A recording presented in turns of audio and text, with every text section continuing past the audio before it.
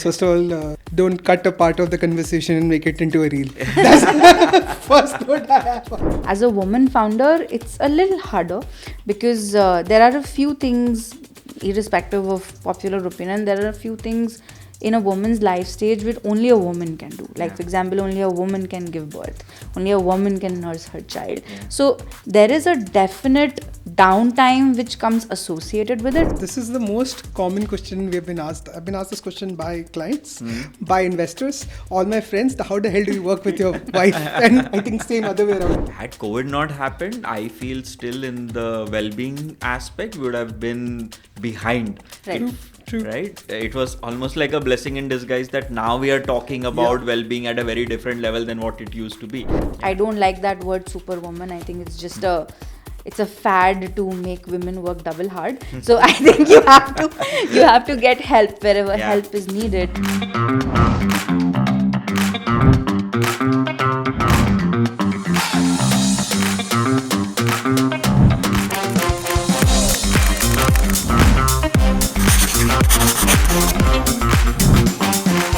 Welcome to Humanscope, Sourabh, Smiti. When we were designing this, I had one request from your team that I want both of you together. Knowing you all, I've had conversations individually on stage and in different settings. I was like, I've never had this opportunity of getting both of you on a single. My wish is true and you both are here. Thanks a lot for having us here. It's rare for both of us to be together. It's usually divide and conquer. Yeah. But yeah, love to chat with you together. And this is probably our first podcast ever today together. Wow. Yeah, Yeah, it's a first for us as well. So this is new for us as well. Okay.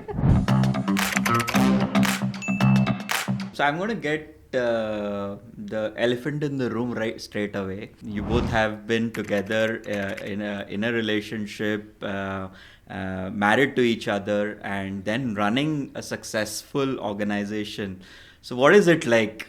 Yeah, so this is the most common question we have been asked. I've been asked this question by clients, by investors, all my friends. How the hell do you work with your wife? And I think same other way around as well, right? So luckily for us, fundamentally, we don't work with each other because we are husband-wife. We work with, like, if today I have to restart and I have to pick one co-founder in my entire life among all the people I know, it would be still Smiti. Wow. Because of the complementary skill sets that we have.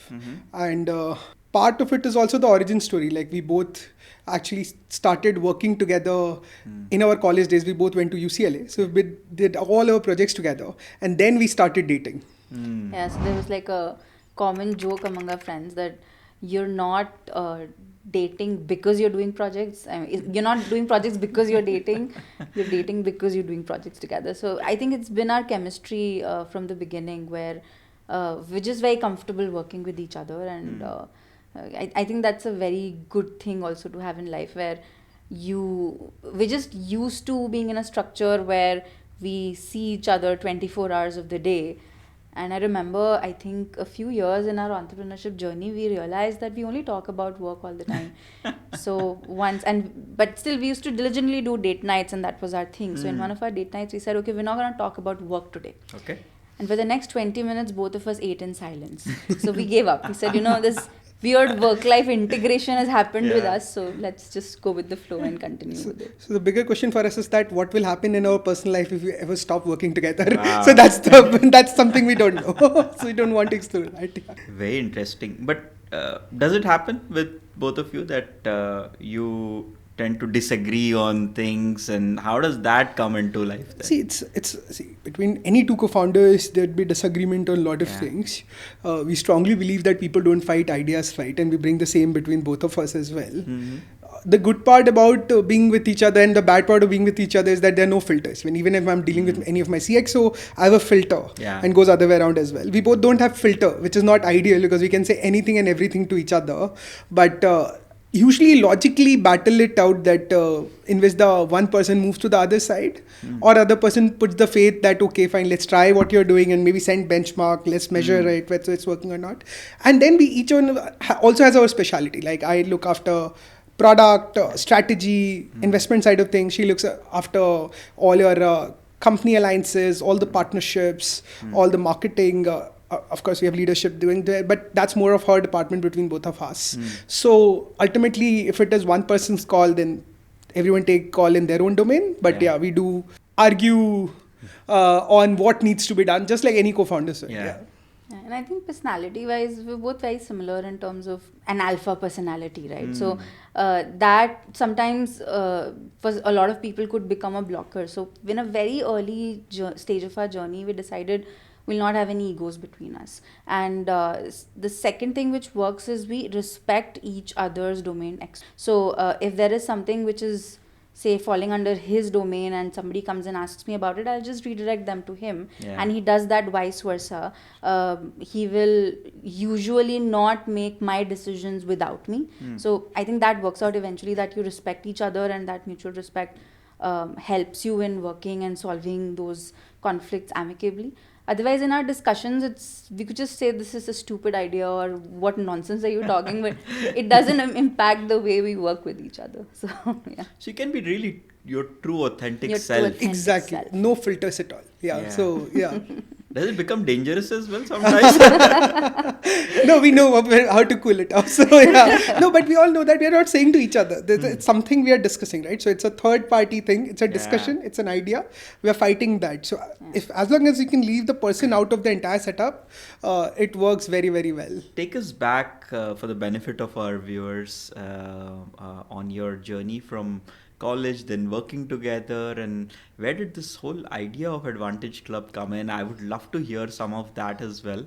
And then your journey from coming back to India. So take us through that. Yeah. So we both met at UCLA, and the common thread of bond was that we both wanted to start something. Okay. That was commonality. Like we both had books, Stay Hungry, Stay Foolish, and these kind of books. So we had that commonality. So when we met, we realized that there's a common dream that we share, and that's why we started working a lot together. Then the job started. We always edged to come back and start. Like we always wanted to start. We actually didn't care whether we start in US or India. But then we realized that we can't really start in US unless you really have a green card. So at that point we decided we'll come back to India and start. In terms of Advantage Club.ai's journey, so that came from both our experiences. We both were working for Microsoft. And Microsoft had this huge thing that Microsoft cares for their employees. And that message was so driven home that when you talk to any employee there, they would feel that the company will take care of me. And that made people stay in the organization longer, be happier, give their all to the organization. And I thought this is very, very powerful. This is in Seattle? This is in Seattle, Redmond. Yeah. That is practically Microsoft's town. When you land in the airport, you see their logo. So it started from there that this idea is inspirational. Similarly, Google had a similar culture in their Mountain View. Facebook had Menlo Park. And they all had very strong cultures more than anything else. So we thought if this whole concept can be made more democratized. I'm sure every organization wants to do it, but if we can make it accessible to everyone, then that's very powerful. So that with that thought, we came back to India, started Vanchashlab.ai, and then where we are. Yeah. Okay. Yeah, it was interesting in our journey because neither of us actually came from an HR background, right? Yeah. So Sourav was more on the technology side. I had dabbled in the business side. So, but being end users of a employee experience program like what Microsoft used to run, that was our starting point. And for us, initially, we took a lot of customer feedback. We spoke to the back then one of the leaders in HR in Microsoft. We spoke to a bunch of people in other organizations as well, and we took feedback as to what is it that you would like, what is missing here, and build the product from that. And it was also funny because when we started building our marketplace, we were just, I think, for a day in Bangalore to meet the Microsoft HR, and she was sick, so she rescheduled it. So we were free that day. And we were like, what do we do? So we were just walking on that 100 feet street, 100 feet road, right? We were walking there, and there were a bunch of restaurants. We just started walking in those restaurants. There was a printo. We got MOU printed, created, and kind of printed out from there. We walked in these restaurants, started pitching them the product, a stupid brochure we had. We just took that, no laptop, nothing. Wow. And I think by the end of that day, we had 4 MOUs in our hand. And that was crazy. It was like, okay, this is something which even brands are interested to be with us, and this could probably work. So it was very interesting that we just started just like that, no PPT, nothing, just like a brochure and an agreement and you walk in. It was funny, but yeah. See, if we can go and talk about what your vision is and what you're wanting to do and people believing in it. You don't need a brochure, you don't need a PPT, you don't need a deck. People are ready to believe in you, what you are trying to share. Yeah. And I think that's the biggest pitch anyone could potentially give. Yeah. True. Yeah. Very true. Eventually, you need to build what a customer wants, not what you think a customer wants. And that has been our building block even till this day. So we usually build along with, selling a new program. So if a customer wants something, we'll just, as long as it falls in our domain of expertise and where we see the company to be headed, we'll build it. But do you feel that, we should probably build the product in US versus India, or was India the right market? What's the thought process then and maybe fast forward now? So see, today Advantage Club.ai is live in 104 countries. So now it's global. We actually have operating places we have feet on street in US, we have feet on street in Philippines, Dubai, India, of course. So I'd say it's a global solution.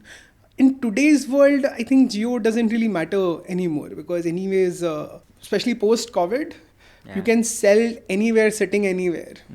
So I think maybe in pre-COVID era, this was more relevant at where are you building for? But now, anyways, you're forced to build for the entire world. And that force happened for us during COVID itself. So we had this, one of our large customers launching during the peak of COVID. And we were live in, I think, 3-4 countries at that point, mostly Southeast Asia. And we were forced to go live in 26 countries literally in a month. And it was insane. Many late nights of figuring out how to make this happen.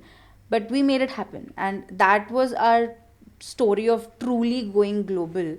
And eventually, once you go live in 26 countries, then you do 50, then you do 100. So you reach that scale eventually. But today, I don't think it really matters where you're based out of.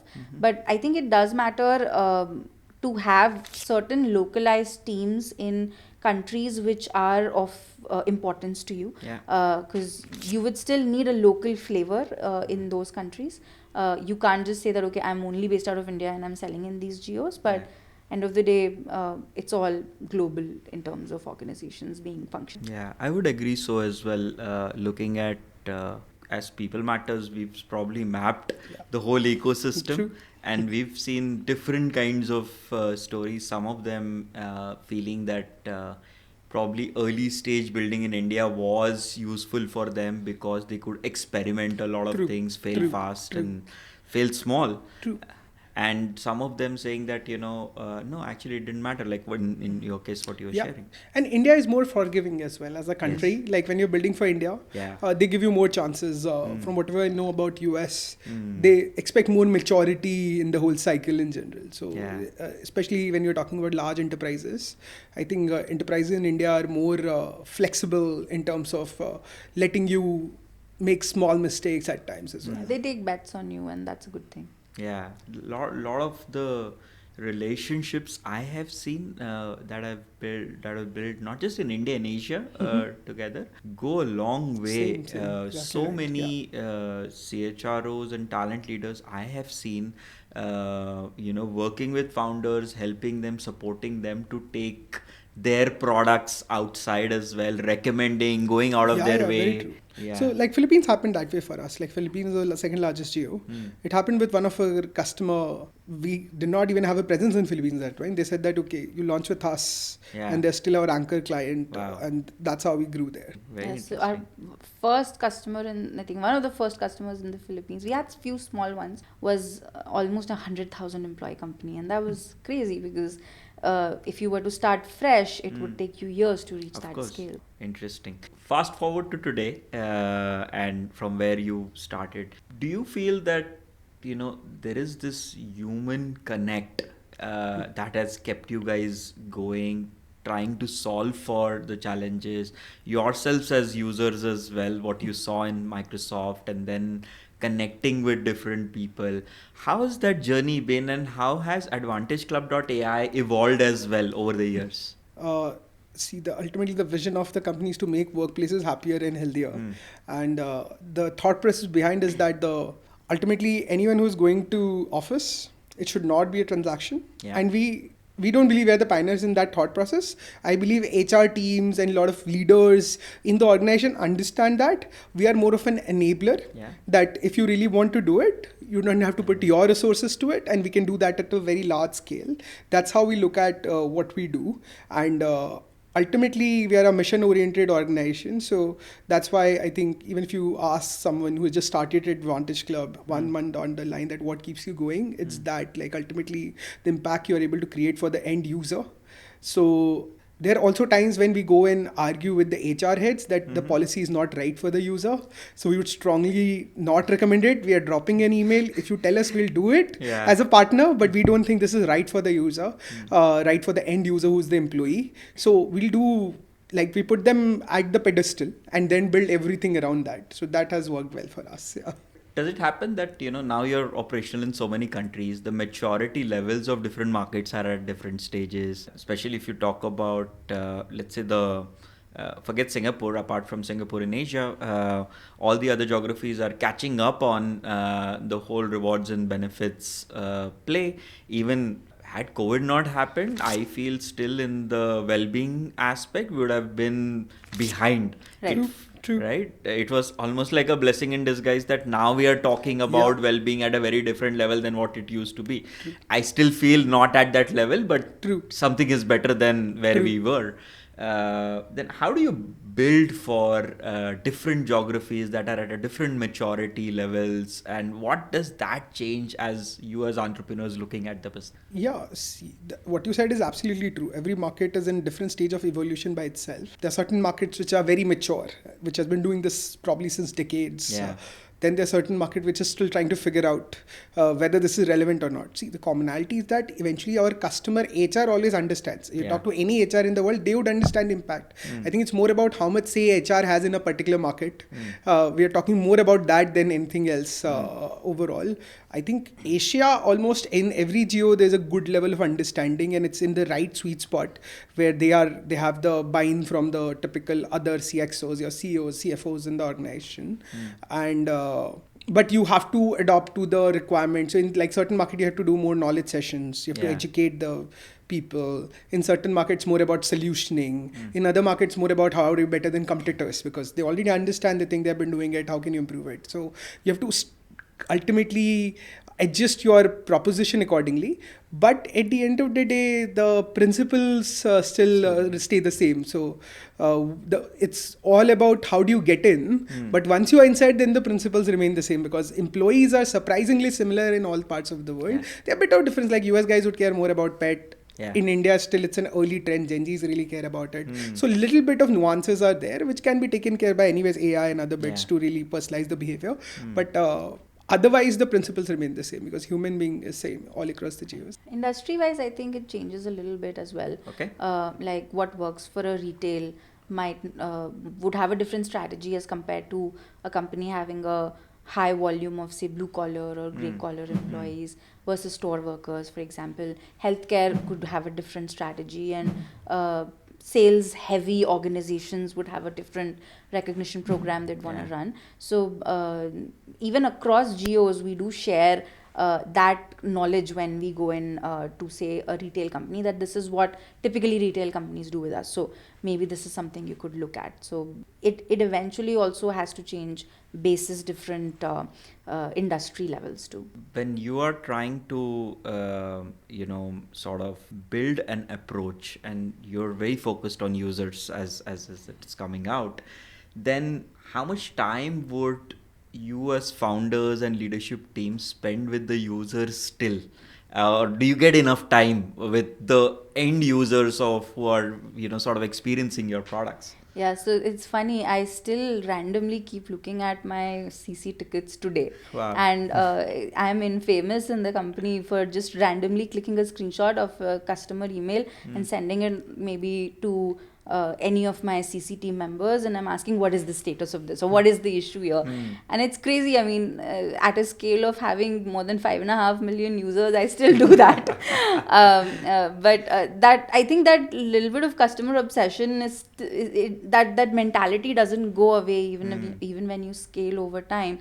But we do like monthly reviews to understand what are our tickets like, how good are we doing in terms of customer management, retention. We do all of that. So typically that's still there, but not at that scale as it used to be. Initially when we started at Vantage Club, Saurabh and I were the customer care folks. We used to pick up the call, and I remember initially I used to pick up, so we had an intern named Jenny. So I used to pick up the customer care calls on her name because I didn't want to pick it up on my name. But from that to this, it has been quite a journey. But I'm still very obsessed about how end users are behaving, and Saurabh would want to share his recent experience of Air India. Every time he travels, Air India is a client, every time he travels by Air India, he keeps asking the staff, do you use the app? So he might share more about so whenever that. I find any user of any company that I have, we won't know the Air India story. So in Air India, I always talk to all the people that have you heard of this program, Advantage Club? It runs in your platform, in your company, and half of the answers are yes, half of them no. When it's yes, then it's about how it's been like, and it's no, then why not? That's like a first-hand experience overall. Not only there, whenever we are in Cyber Park and there's some employee from an organization, now luckily, at least in part of India, we can say that we have certain amount of market share. So when an elevator in a cyber city, you would run into an employee of one of the organization, and I would just pick up 2 minutes from them that how has been your experience, like are you using it, have you heard of it, and if not, then what would you like, what did you need to really start using this? So that has still been there. In our early days, we have done a lot of things. We used to actually do a lot of booths inside campuses in terms of educating and promoting, and we used to go to those events at night, because again, even at early scale, you can't go as a founder in the day, the company looks too small. But a lot of these companies had night shift where I knew no decision maker would be there. So I used to like scoot into those and talk to customers, give them a live demo, live installation, and see how do they respond. But I think, but that culture has stayed. That is still true for the people who are working in the organization. People are very hands-on in general, and there's generally that intent that let's talk to customer and resolve for them and build for them. I fundamentally believe that it comes from the founders. I still remember in our early days of People Matters, and that time we used to have those magazine subscriptions as well. And Esther would pick up a phone, or I would pick up a phone, and someone would have not got their delivered because magazine delivered because courier issues and things. And then we would go out of our way to ensure that that one person gets the magazine copy. True. And That's still true. Sometimes we used to not get sleep because of that. And and that time we used to think that, oh, this is such a small thing that, you are, but no, it was such a big thing for us that, a magazine getting delivered was the thing. True. And I think that obsession about I have put something out and my users are not able to get it, just stays along and then has a ripple effect in the entire organization. Very true. I know it's very, very important. Like recently we were interviewing someone from one of our partners, and he was talking to one of my senior team members, and they're like, why does CEO gets involved so much when there's a customer issue? So like, why does CEO writes to my CBO that this customer needs a resolution? But I'm like, that's how we operate, and that's why we have almost 99% retention rate, 125% net revenue retention from existing clients. So it all happen because ultimately your clients have to stay happy, and numbers are secondary, but primary is that client happiness is most important. And when you're running an organization which goal is to bring smile to people, then you can't let that turn into frowns. Absolutely. And for that individual, his or her thing matters, right? Oh yeah. Like if you're talking about, say, we do LSAs, birthdays, long service awards, birthdays. If you don't get your birthday message on the day of your birthday, then that message is meaningless. Same thing if you've worked in online for 5 years and you don't get mail on that day. And that is something we explain to a lot of our employees as well, that while it looks like a mailer is going, but think about that person. It's a special message which is getting delivered from their HR head or their manager or someone like that. So it's very important that you get all of this right. So many organizations are trying to solve for it. So many HR teams are trying to solve for it. Probably billions of dollars have gone into this space. Why do you think that the engagement rates are still not at the level and only dropping? And it's a pretty serious thing. Organizations are wanting to build the best workplaces, the most productive ones. Everyone's wanting to sort of be ahead on the game of their organization being the best for all the employees, yet engagement rates have not been consistent, in fact dropping at many places as well. What are we doing wrong? They've not launched Advantage Club, but yeah, just joking. Yeah, let me not be a salesman here.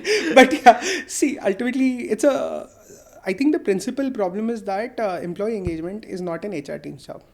Employee engagement is really about how people feel at every interaction and how they behave when no one is really looking at them. Those are the two important aspects to look at. So as a company, it's very important that the entire process has to be very, very democratic. And your leaders have to lead the way. If your CXO, C-suite directors, all of them are not doing it themselves, then it's impossible to drive any behavior within the organization. So, I think that there's a principal challenge that the generation which is coming in the workforce, they are so different than the people who are actually taking the decision. So between Gen Z, which is all your, I think, 2000 kids, basically 2000 years kids, versus even if you assume Gen X, which is millennial, there's a huge delta. And if you talk about baby boomers who are like 1916, and a lot of them are still the CEOs of the organization. And that's where we run into all of these 70-year week, 90-year week, all of that discussion, because there's so much disconnect between both the audience. And I think that needs to be bridged. That someone needs to translate what they are saying, because everybody means well. But just that how do you align expectation across generations, and especially among the larger population of workforce and the people who are taking decision, that has to be key to unlocking engagement on a broader front. Now we also have Gen Beta coming in. Yeah, so. this year I'm so scared. This year onwards. But one of the easiest way of achieving this is what I feel, and I think I strongly believe from an HR side of thing or organization building point of view, that is the future. Organizations will have to be mission oriented. They will have to be communicative. I think principally every company which has been built with some mission and some vision, but that needs to go till the last mile. Because anyways, the next generation will not show up to work unless they feel that the work they are doing is solving a life's purpose, which is not earning money, because money is easy now. Basics are taken care. Are taken care. So the roti kapda makan story. See, if someone doesn't have it, it's still a problem. I'm not saying that that basic is not important, but just that I think previous generations have worked hard enough to give basic to the next gen. And with the gig economy, your TikTok stars, influencer community, 100 ways of earning money that you would earn probably in job. So the way forward is to have organizations have missions and be very vocal about it and make it integral part of every decision that they take, whether they are working towards that or not. If people can drive that, I don't think engagement will remain an issue. That itself is such a big ask from especially the leaders who are not necessarily totally in sync with what the Gen Z has been asking for. In fact, generational workforce is one research area for People Matters where we're going to be focusing because it's hurting organizations literally. And that's where I think this whole conversation of number of hours comes into play and things around that. I think it's more displayed in a more ugly manner than the intent behind it. Exactly right. Probably we have to go and solve for the intent and the real stuff beneath it. True. Exactly right. It's a mentality shift for every generation, not just for. It's not like Gen Z has to adjust or Gen Alpha has to adjust to us. Everyone needs to adjust to these guys as well, and the way. The generation above us used to think is exactly 180 degrees opposite to what this generation thinks. And having them both work together in coherence is a learning opportunity for both of them, Yeah. not just from one side itself. I think as a millennial that we belong to, we started asking why this needs to be done. Yeah. Now, like suppose a manager asks you to do something, my typical question will be, why do we need to do, please explain me that. Yeah. But I think now the discussion is one level above, that why do we exist? Yeah. Let's forget a task, but why is this broader thing relevant? So organizations have to adopt to that, and that's the only way Leaders to survive. will also and have to grow. adopt to that. Very So true. we were in one of the conferences we attended a keynote. Okay. Will not name it. Not And not people matters. So in the keynote, the leader was very senior, and he was of the opinion that the only thing which matters while retaining employees is money. And I think Wow. that is that mentality, right? So- Because that generation, money used to matter. But the money most. still matters. I still agree Yeah. that money matters. As employee engagement platform, we never say it doesn't matter. But the reality is that nobody can pay 2x money. People can pay 10% more. Correct. 10% more doesn't matter. 20% more doesn't matter. If you can pay double the salary, people will change jobs will and switch. everything.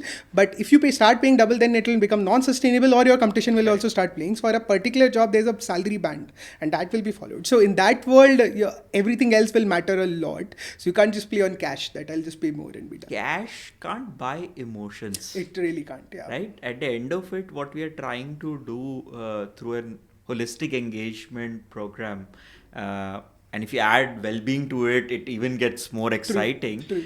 You're really caring for the human aspect of that individual. I feel that especially in Asia, in the future, there will be more conversations around being with organizations who are more human than an organization that's paying me 2x. Like we see in so many countries outside where the benefits package or the insurance package also determines whether I choose an ex-employer versus a Y employer. Yeah, it's already happening in India as well, Yeah. right? So Yeah. ultimately, how do you, and see, what I strongly believe is that nobody starts looking outside for money. They might switch because of that. Yeah. There's a TA part, and then there's a retention. I think retention is even more important than TA, because once your people in, if you have a leaky bucket, then it's very hard to build an organization. So the starting point is something else. So starting point is typically culture. How did you make them feel?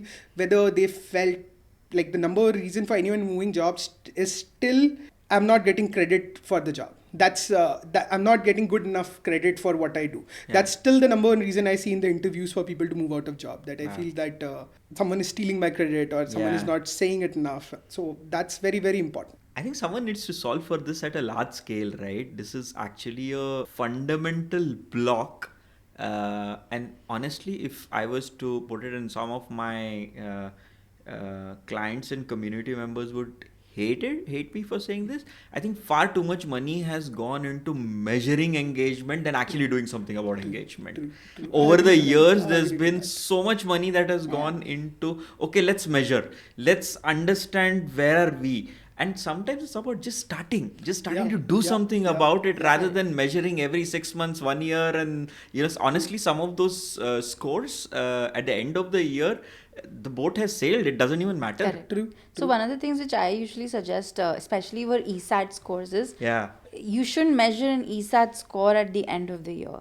There should be an ESAT target at the beginning of the year, Yeah. and that number needs to be hit by the organization.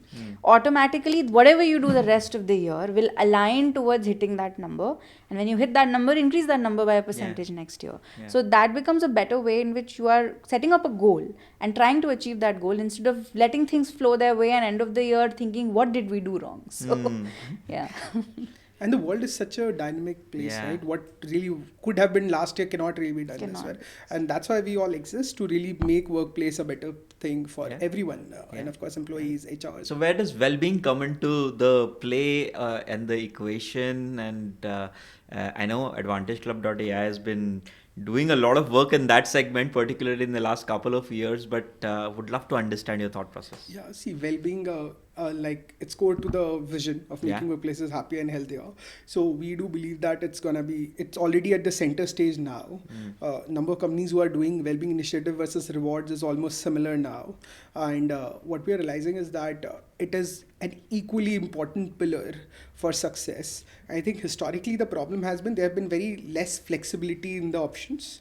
Like a lot of people might say give a gym membership as a form of fitness. But one gym membership, even if they have say 500 gyms, is not good enough because it might not cover your entire world spectrum and not everybody wants to go to gym. So I think it's exactly where rewards as a space was, where people were just giving one part of the solution, thinking that they're completing the solution to a level. I think well-being has to be looked at very holistically, both offline and digitized wise, and that's the direction that we are working towards as well. And we are already surprisingly the second largest player in the well-being in India in terms of scale. Although we started doing it properly only since 2-3 years, but still we are already there because of the holistic approach that we are seeing, and there's a lot of demand in the market. Well, I hope so, because there's so much that's happening on stress and anxiety, and so many of these taboos that need to be addressed as well, and employees wanting to voice out, employees wanting to address that. Quality of life is becoming more and more important, especially for the newer generations that are coming in, and it matters. An organization should know that it matters really hard. Eventually, companies' initiatives will always be linked to what an employee wants, right? Health and well-being has become the pinnacle of people's priorities post-COVID. We saw so much death. We saw like crazy amount of illness, and that's where people started really stopping to think that, okay, I need to take care of myself. Even on the C-suite, I think, where it was so common to be in a high-pressure job, we've seen so many founders, losing their lives. It's all because of stress, right? So even people who are in older stages of their life, they've started caring more about their health. That, okay, I have a work, it's pressure, there's immense responsibility, but I have to take care of my health. And organizations then have to design programs accordingly which will fit to their needs. Probably, I think the market is going to see such a big revolution on how well-being is being done. Unfortunately, we are still talking a lot on the post part of it and not the preventive part of it. We are still interested in a lot of claiming insurance and stuff around that. And don't get me wrong, that's important, but the whole preventive part, which is the root cause of the entire piece, that's where focus needs to be. I think, but we are getting there. We're seeing very early signs now, but especially in last 1 year, a lot of companies are creating their preventive policies for the first time for themselves. People are also realizing that a lot of times this is not coming from them, but it's about family care, how, like, especially in an Indian ecosystem where your elderly is also very close typically in the ecosystem. So a lot of companies are realizing that I need to take care of elderly care. Your well-being is also coming from financial well-being, not necessarily medical at all, but if you're financially stressed, then that will affect your health as well. So that is something we are seeing in the world now, where people have started prioritizing not only the IPDs and OPDs of the world, but also fitness, family, financial well-being, and so on. That's a trend which is just at the cusp. And I think I would say almost half of our meetings that we do today with clients are in those lines. And half are still R&R, but other half is that. I would hope that more and more conversations become mainstream around this. And there are more CEOs and CHROs who are wanting to drive that change, more CXOs wanting to drive that change. What's 2025 have in store for the people and work community from an Advantage Club.ai sort of approach? What are you guys building? How are you seeing this market and industry moving? Would love to understand. Sure. So I think 2025 is a pivotal year for the entire ecosystem and us as well. I think this is a year when stability has kicked in from post-COVID, and now people are finding the second new normal, if I still abuse that word a little bit. But for us, we have taken a battle of making it a holistic well-being plus rewards, plus performance-led rewards as a solution. And we have gone global. Like I said, we're live in 100 countries. For certain geos are more important. Plus, I think with the advent of AI, that's going to be a big place. what very few people know is actually I'm an AI engineer by my background. Oh, wow. So yeah, and I started this company to build AI in HR. That was the true reason to start this company. And we believe that is just impactful. And I think we are there. We already use a lot of it, but building a lot in agentic AI right now. We believe agentic AI, just for the viewers, I think the classic example of old days from agentic AI would be, say, an Amazon Echo, Alexa or Siri. Basically. Those would be a classic agentic where it's not about just gathering information, but someone does the work for you when you tell that thing to do that job. Yeah. So I think future of HR, a lot of it will lie there, and we are doing a lot of work. You'll see announcements from us on the PM forums for that as we launch products around that. Yeah. But we do see that to be a big part of the future. No, that's exciting, Saurabh, as you talk about it, because as part of this series, we've had conversations around why 2025 is the year of AI agenting, where so many of these agents, in fact, we were talking about a CHRO having to decide their workforce planning basis number of humans as well as number of AI agents that are going to be operational, and how does that mix look like. So would love to would look forward to some of those announcements from your side, and what are you building, and how are you driving efficiency as part of the entire process. But do you think that tech will substantially change the experience of how users would experience products? 100% yes. So I think that's a 10x delta. That's not iterative. I think with that tech, the world will change. But still, I think fundamentals will still remain the same. I do believe in human touch. Ultimately, whatever we build has to drive that. And it has to bring in efficiency in the process. But the way you interact with the HR platforms today, that can completely change if you can get that right. And I think that's the future. Someone will get it right. We are hoping it will be us. And that's what we're building for. It's a change in behavior as well. So, and I think it's more generational too. We own smartwatches. We don't wear them, but we own smartwatches. But we're not used to, making phone calls from smartwatches, because in our gen, it was not very normal.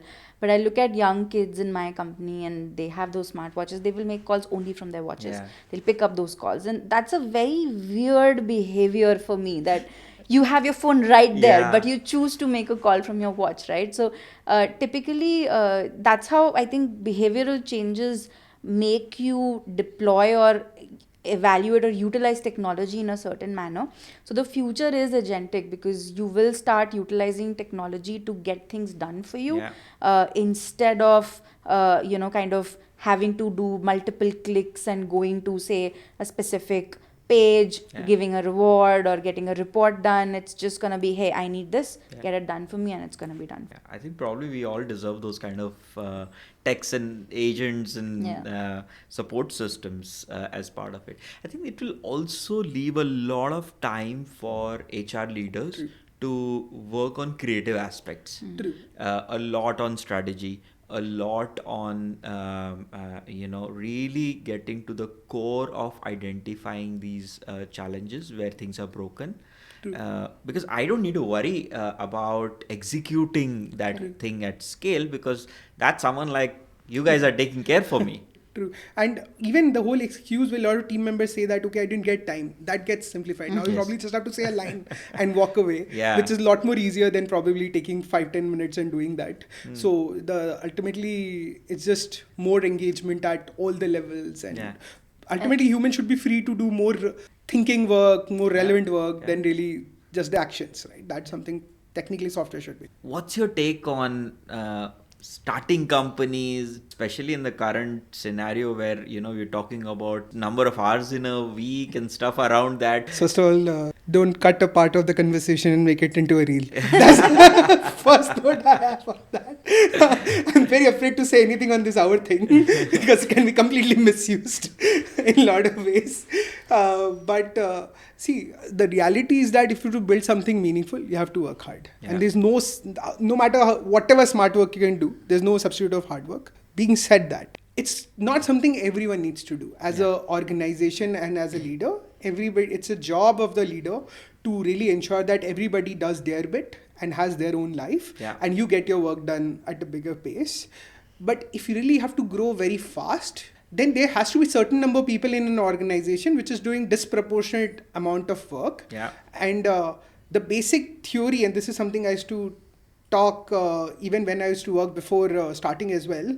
If one person can do X in Y number of hours, it doesn't mean two people can do the X in Y by 2 number of hours. It's not a linear equation. So a lot of time it's important that key people in the organization do spend the crazy hours we have heard. I think 90 is undoable, but at sustainable level, but still significant number of hours. And most of the time founders end up spending that, and that's more like a bare min that you end up doing. Like at Advantage Club as well, there was a point when we also had our Sundays working as well. Sunday used to be hiring days, but not everybody was expected to come on board on that day, right? Both of us were there, and there are 3-4 more passionate people who have grown probably at least 20x in 4-5 years in terms of what they earn, and hopefully they'll make 200x by the time we are done with this journey or go to a listing process. And those guys have been spending those hours almost throughout, right? Not necessarily every day, but it's a balance between what is your appetite in terms of growth, what is your priority, and the work that you're doing in your own life, right? So so certain number of people want to do that. Like for me, even before this, when I was working with Microsoft, that's the only way I knew to work, because I come from a business family where everybody used to do work like that. So I knew the work happens only in a particular way for myself. But I understood very well early in my career that's okay. It doesn't mean that everyone needs to do the same. And as a leader or as a mentor, your job is to not really to get same amount of productivity out of everyone, but it is to get the best productivity out of a person's ability, and by still keeping them happy and giving them other things in their life as well. So that's, I think that is what everyone is meaning as well when people are saying all of these statements in media. I think a lot of it is just taken out of context. Now on the other side, when we talk about founders' journey altogether, that's a whole different ballgame. So fortunately, unfortunately, I do get a lot of new founders coming to me. And I'm saying fortunately, unfortunately is for them, because the first thing I do is to convince them, don't start the journey. Why do you want to be a founder? I always tell them that why? What is why are you, so what is that greed? Is it money? Is it fame? Is it impact? Is it creating? Because I believe there are only 7-8 good reasons to be a founder. And what is that thing that really pushes you into that? Because it's just too taxing as a journey. No matter how successful you are, it actually gets harder every day. Like while everything becomes easier, but at a scale things are much more harder. I'm sure Jeff B, it's like would be wearing a crown of thrones in a way. It doesn't sound relatable at all. I hope I'm not berated for that. But that's the world everyone lives in, right? So the bigger scale you are, the harder it is than being other way around. Your challenges change, but still. So you have to have a strong reason to be doing that. And as an employee, when you're joining an organization, I think it's very good to have ownership in terms of what you're delivering. A lot of time it will require more than standard working hours. And that is something, if you're okay signing up, it's great. If you're not, then also it's great. That doesn't mean you will not grow. But it's just a trade-off for anyone. I sometimes feel taking the entrepreneurship route within organization is a very smart thing to do. Very smart, because you're not taking all the burden that a founder needs to take, yet you have enough space where you could actually create something of your own, drive it. Hopefully it becomes big, but there is an umbrella under which you are trying to sort of do that. It also becomes a precursor to starting something of your own. That you get in a founder's office, see how it operates day in and day out, and it gives you a sense of whether it is for you or not. And if you feel that this work or this job is really stressing for you, becoming a founder would be probably 20x of that. So you have to be prepared for that, because it's an incredibly hard job. It's not easy. So 4 things that you should not start with. I always tell people, don't start because you want to be your own boss. You'll never be your own boss. Don't solve because you love doing a particular set of work. A job is a much better place to do that, because as a founder, you'll end up doing 80% things you at least didn't start. You'll think you'll be thinking about doing it. Third, don't start if you believe that you can make a lot of money in a short amount of time. If you're successful, you will make a lot of money, but there's also a high chance that you will fail. Fourth, if you cannot leave your ego, don't start, because It's a very humbling that's journey. a big one. It's a very, very humbling journey. So I think that's why the most successful founders or entrepreneurs are the most humble people to talk to, because they have seen it all. They've seen the dark sides of the I would assume so. I always say that you might win the argument, but you lose the customer. So you might as well just lose the argument and win the customers. At the end of it, we are all trying to align and solve for the customer's challenge, Correct. anyways, right? Yeah. No, it's hard, especially in the lot of founders come to me on the HR tech space. That hey Pushkar, what do you feel? Is this an area? And I'm like, so if you look at all the spaces, and if you're looking at HR tech, it's probably not the most sexiest where, you have, it's not like fintech and some of the other spaces where you have a lot of money floating around. Yeah, we have space tech now. People Yeah. are building rockets and I know. satellites and whatnot. So if you're choosing HR tech, it better be first of all, you need to be very fundamental and core to what you're trying to solve, and it really means something to you to solve. It's only then that you can be at it for a very long time. Otherwise, forget 70, 80, 90 hours. Even the 40 hours will start hurting you so much. Yeah, true. Because you've come with a very different mindset. Correct. And probably what you talked about in terms of the first one, which is a lot of people want to start because they want to be their own boss. Doesn't happen. Doesn't happen. Yeah. Everyone probably else is your boss. Everyone is your boss. Even your peon is your boss, right? Yeah. Because ultimately it's a retention job there as well, especially when you're starting first year in the journey. It's something that you have to build everyone. So you have to sell to everyone. You have to accommodate everyone. Yeah. And I think there is no place for your personal emotions to be out when you're a founder. So you could be having the worst day of your life.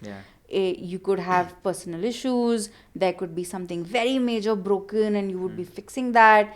And somebody comes to you with a very, very small problem that this person told me that and it upset me. Yeah. You have to leave all of that aside and listen to that person's problems and try to solve it, because nobody has that empathy for you that you might be just stuck in something which is incredibly troublesome for you, but that's your job. You have to take care of everybody. And a lot of it is applicable to CXOs or leaders or vice presidents in organizations as well.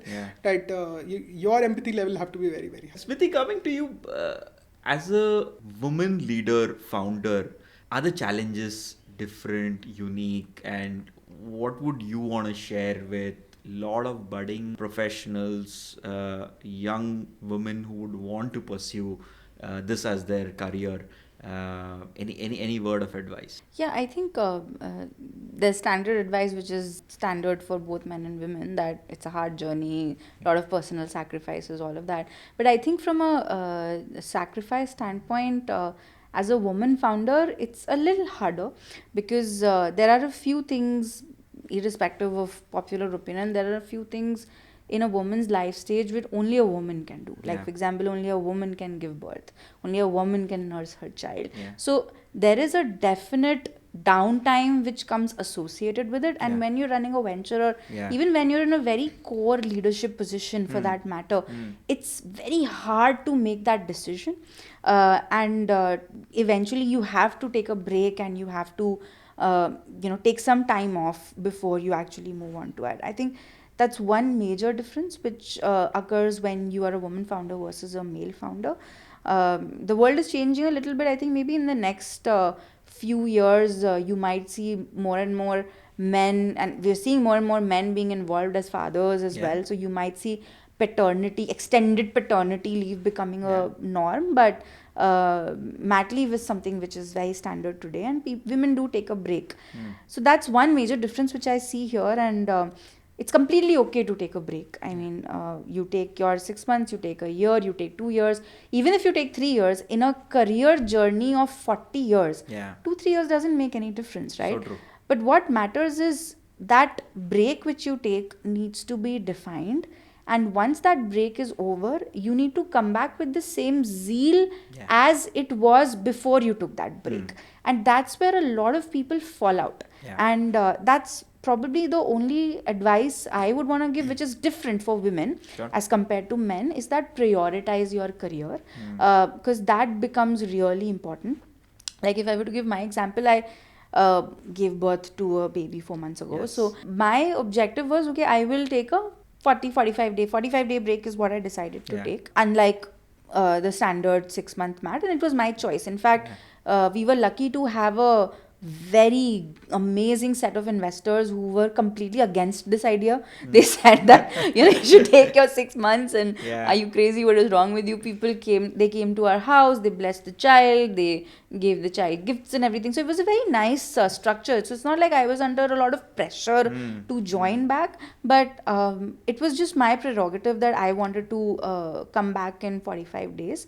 But those 45 days, I was on break. When I'm on break, then I'm on break, right? My priority is healing myself, getting back to my older self, taking care of my child, nurturing the child, and ensuring that, that risky period is over by the time I'm back. But once I am back, then it needs to be like, okay, it's the same Smiti who was there earlier. And there isn't much of a difference just because I'm a mother now. I'm not able to prioritize my work accordingly. And it's really hard. It's easier said than done. Agree. It's very, very hard to do. And I know other women founders who've gone through the same thing, and they've had a similar journey. For successful women founders specifically, they eventually figure out ways into making that happen.